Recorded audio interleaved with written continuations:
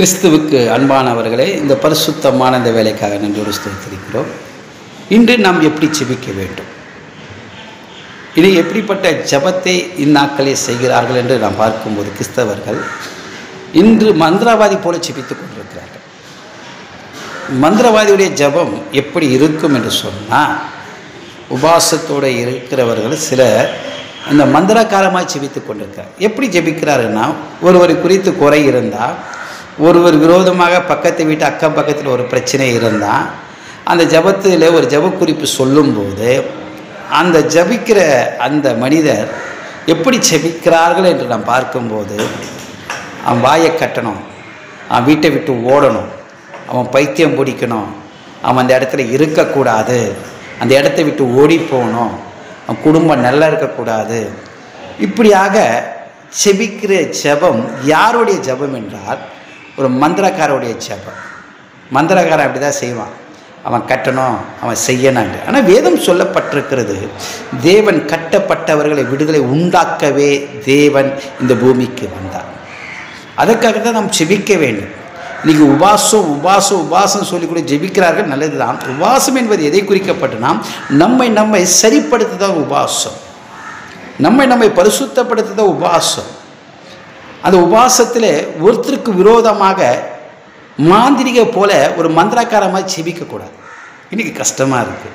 ஒருத்தர் ஜெபிக்கிறார் ஒருத்தருக்காக, அவரை கட்டுற, அவர் மூக்கை கட்டுற, அவர் வாயை கட்டு. முதலாவது அந்த குடும்பத்தை ரட்சிப்பில் கட்டணும், இல்லைன்னா அவங்க வீடு கட்டணும். அதை விட்டுட்டு அவங்க கட்டுற சுற்றியில் யாரும் இருக்கக்கூடாதுன்னா, அது எதை குறிக்கிறது? பெருமையுடைய ஆவி, சுயத்துடைய ஜபம், மந்திரக்காரருடைய ஜபம். இன்றைக்கி அப்படிப்பட்ட மந்திரக்கார ஜபத்தை தேவன் கேட்க மாட்டார். பிரியமானவர்களே, வேதம் சொல்லப்பட்டிருக்கிறது, பிதாவே இவர்களை மன்னியும், தவறு செய்கிறது என்னென்று அறியாது இருக்கிறார்கள் என்று சொல்லி ஆண்டவராக இயேசு இப்படி ஜெபித்தார். இயேசுவை துன்பப்படுத்தினார்கள், வேதனைப்படுத்தினார்கள், துப்பினார்கள். ஆனால் அவருடைய ஜெபம் எப்படி இருந்தது என்றால், பிதாவே இவர்களை மன்னியும். இங்கே நம்ம சுற்றிலும் இருக்கிறவர்கள் நமக்கு விரோதமாக சில காரியங்களை எழும்பலாம், நம்மளை வேதனைப்படுத்தலாம், நம்மளை துக்கப்படுத்தலாம். நாம் என்ன செய்ய வேண்டும் என்றால், அதற்காக செபிக்க வேண்டும். அப்படி செபித்தால் நிச்சயமாகவே அந்த குடும்பம் ரட்சிக்கப்படும். வேதம் சொல்லப்பட்டிருக்கிறது, ஒருவனுடைய வழி கர்த்தருக்கு பிரியமாக இருந்தால், யார் உனக்கு சத்துருவாக இருக்கிறார்களோ அவர்கள் உனக்கு சிநேகமாக ஆயிடுவார்கள். அப்போ நம்முடைய வழி எப்படி இருக்க வேண்டும் என்றால், எப்படிப்பட்ட பிரியமாக இருக்க வேண்டுமா, பிறருக்காக நம்ம பரிந்து பேசி ஜெபிக்கணும். அவங்களுக்கு குறை சொல்லக்கூடாது. இன்னைக்கு குறையந்தான் ஜபம், அந்த குறையை வச்சு தான் இன்றைக்கி கட்டுற அவன் நல்லா இருக்கக்கூடாது. அந்நிய பாஷை பேசியே அவங்கள கட்டுறாரு. சாரி, இப்படிப்பட்ட ஜபத்தை தேவனும் கேட்க மாட்டார்.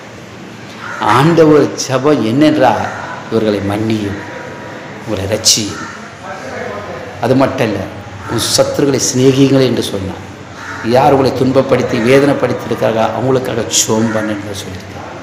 இப்படிப்பட்ட ஜெபத்தை தான் தேவன் விரும்புவார். பிரியமானவர்களே, இன்றைக்கி நம்ம ஜெபிக்கிற ஜெபம் கருத்தாக இருக்க வேண்டும்.